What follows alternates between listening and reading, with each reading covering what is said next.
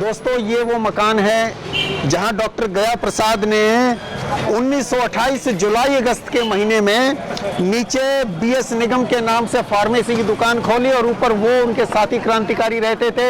शहीद आजम भगत सिंह यहाँ रहे, सुखदेव भी रहे, बाकी क्रांतिकारी वीरवर चंद्रशेखर आजाद भी यहाँ आए हैं।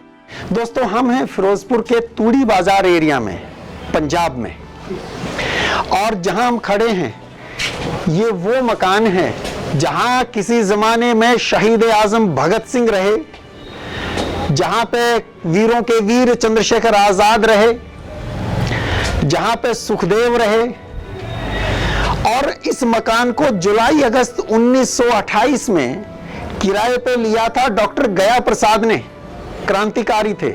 सुखदेव ने उनको भेजा था लाहौर से और दीवानचंद से 10 रुपए महीना किराए पे उस जमाने में यह मकान लिया गया था।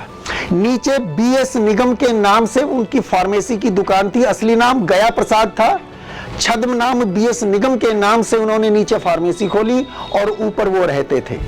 और यही वो मकान है, जुलाई अगस्त 1928 में यह मकान किराए पे लिया गया और 8-9 सितंबर 1928 को दिल्ली के फिरोजशाह कोटला के खंडहरों में क्रांतिकारियों की ऐतिहासिक बैठक हुई, जिसमें HSRA Hindustan socialist Republican association का गठन हुआ।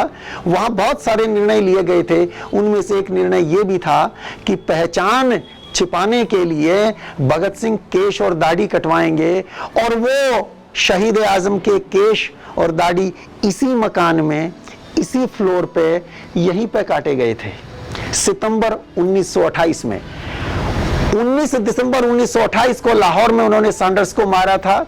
उससे पहले सितंबर 1928 में, मैं दोहरा रहा हूं, यहीं पे केश और दाढ़ी सरदार भगत सिंह ने कटवाए थे। और उन्होंने कहा था कि गुरुओं ने शीश कटाए हैं धर्म के लिए, देश के लिए, मैं केश और दाढ़ी कटवा रहा हूं, ये बहुत बड़ी बात नहीं है। आज इस घर में भाई साहब रहते हैं, संजीव शर्मा जी।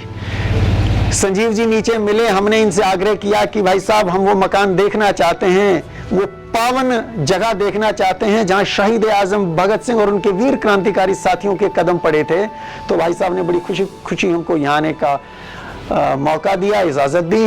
भाई साहब, संजीव जी, हम आपके दिल से शुक्रगुजार हैं। थैंक यू सर, बहुत बहुत धन्यवाद।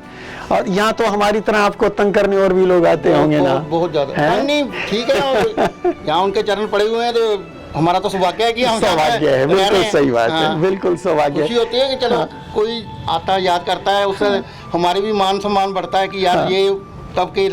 उसके बाद यहाँ पर हमको हमारे बच्चे जवान हो रहे हैं जी, सबको उनको भी पता लगता है कि जिन्होंने हमें आज़ादी दिलवाई है, उनके पावन स्थान पर हम भी आज जीवित हैं जी, बहुत सौभाग्य की बात है, सच बात है। इसी फिरोजपुर शहर में कहीं दाएं बाएं दूसरे किसी मकान में आप होते तो हमारी आपकी भी भेंट नहीं हुई थी, है ना?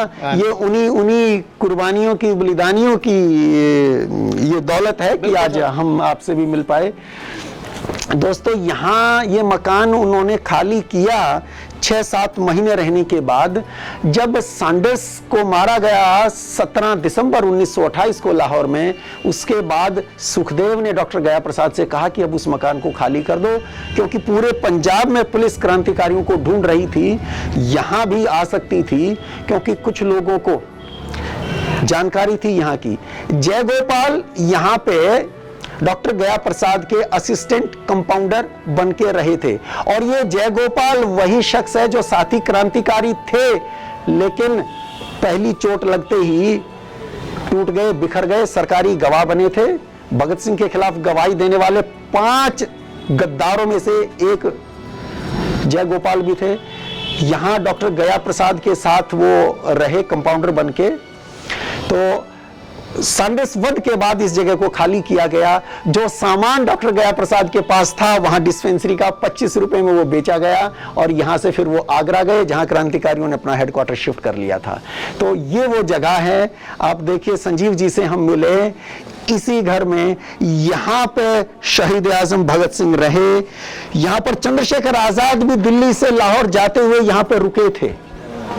बाकी क्रांतिकारियों का भी आना जाना रहता था।